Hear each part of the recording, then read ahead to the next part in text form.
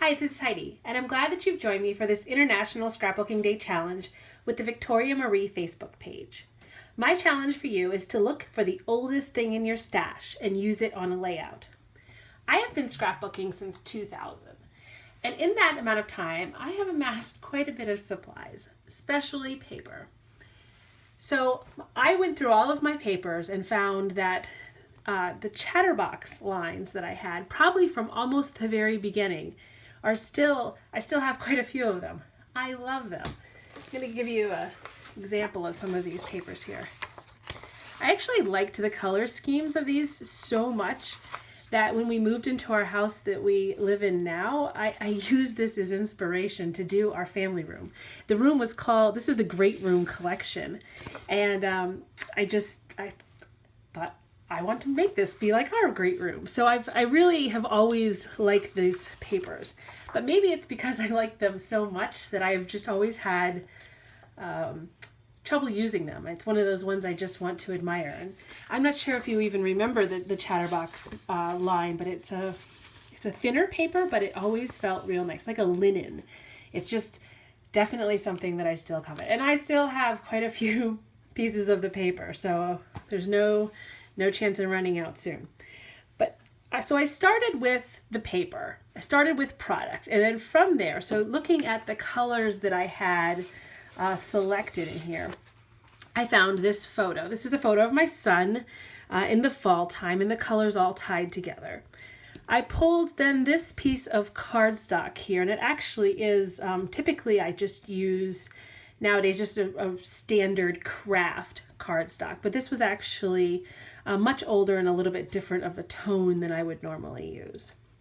So I put everything together here in a feel that is a little more 2016 and not 2000 with layering.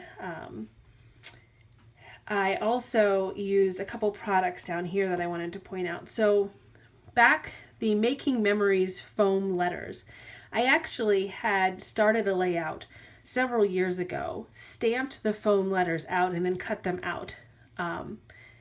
Never used those. I ended up doing something different with the title eventually on that layout. But since I had the letters already cut out, I had them in a little baggie. So one of those was A. So I actually went ahead and used that letter A.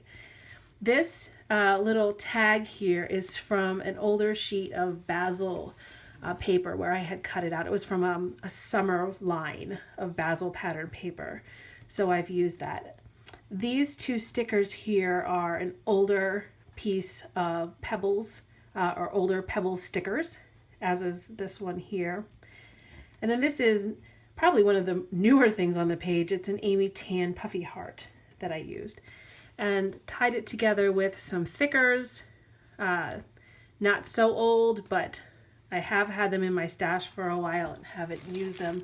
I'm not sure the type as I cut off the top, but they had not been used. And then finally up here in this corner, I had used this Sizzix die. It was the Top Note die from Stampin' Up. And I've actually had this for several years, and it's a really good die, but I haven't used it in quite a while. So, and one more thing here, right on the side here and here is just a little slip of paper from a Making Memories journaling book that had rip out pages, and I just adhered some of that to back behind there. So I hope that you will dig deep into your stash and find one or many older products, tie them together, make them new again, and I can't wait to see what you make. Thanks a lot and have a great International Scrapbooking Day.